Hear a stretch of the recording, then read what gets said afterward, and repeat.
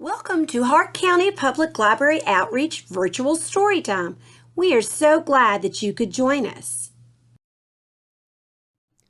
Author Shabazz Larkin had a great fear of bees, and he didn't want to pass that fear on to his sons.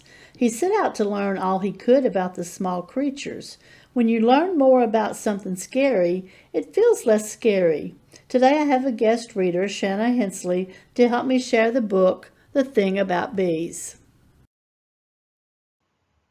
When a bee and a flower love each other very much, a fruit is born. The flower makes a sticky yellow dust called pollen. As the bee drinks the flower's nectar, she gets pollen all over her hairy body. The bee moves pollen from one flower to another. Then we wait, and presto! The flower turns into a fruit you can eat. This process is called pollination. We'd be hungry without the bees. They help vegetables and nuts grow too. Thank you, bees. Here's the thing about bees. Sometimes bees can be a bit rude. They fly in your face and prance on your food. They buzz in the bushes and buzz in your ear. They sneak up behind you and fill you with fear. And worst of all, they do this thing called sting. Ouch! We may want bees gone because their sting hurts, but if they were all gone, it would hurt much worse. Without bees, there'd be no more picnics with watermelon. There'd be no more smoothies with mango. There'd be no more strawberries for shortcakes, and no more avocados for tacos. There'd be no apples, which mean no more pie. No more cucumbers, which means no more pickles.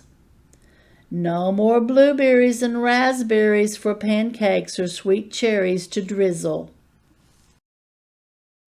Because some foods won't grow without bees to help them along. In a way, the bees are just like you. You buzz in the bushes and buzz in my ear. You sneak up behind me and fill me with fear. You fly in my face and prance on my food. You even sting when you're in a bad mood. But I never stop loving you. You're my sweet cherry, the apple pie of my eye. You're my cucumber pickle, my bumblebee in the sky. You're my cold watermelon at a picnic in the park.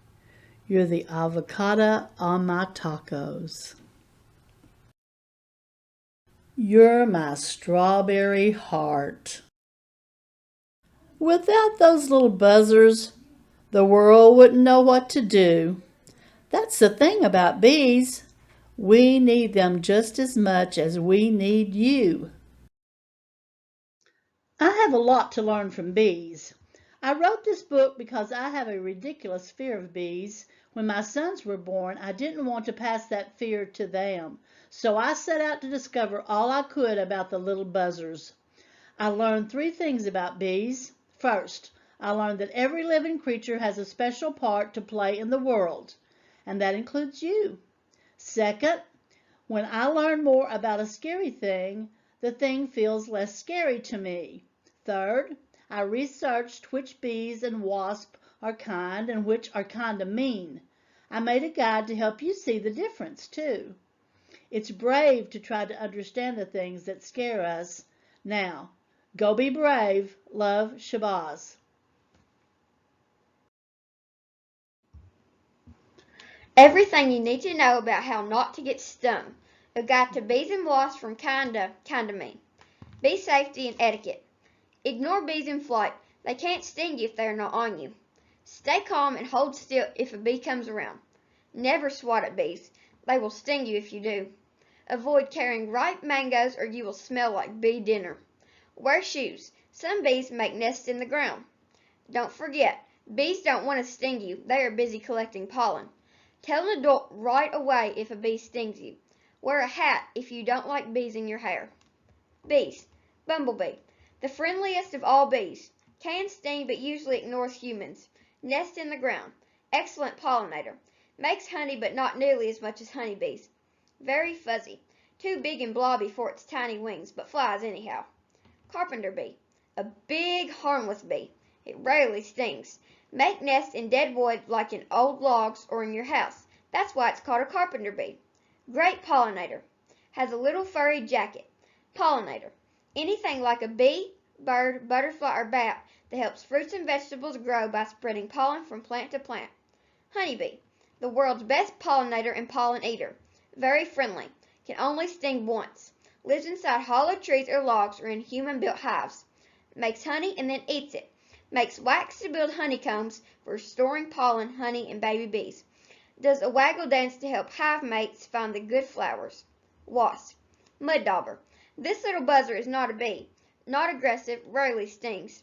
Has a long skinny body with almost no hair. Hunts spiders for dinner. Most famous for its tube-shaped nest made out of mud. Not a pollinator. Hornet. The largest wasp. Only aggressive when threatened. Sting hurts the most of all wasps and they can sting more than once. A pollinator, but much less so than bees. Chews wood into a pulp to make paper nests. Loves to eat rotting fruit and other insects. Yellow jacket. Very aggressive when threatened. Not very hairy. Also not a bee, but they do pollinate a bit. If you see one, walk away slowly. If one stings you, run away fast because others will follow. Hunts garden pests, making gardeners happy. Eats meat and people food, making picnickers grumpy. Kinda mean. If you are still afraid of bees, you can wear a beekeeper suit because we are all beekeepers. But seriously, we need to love the pollinators. Do all you can to save the bees. Please?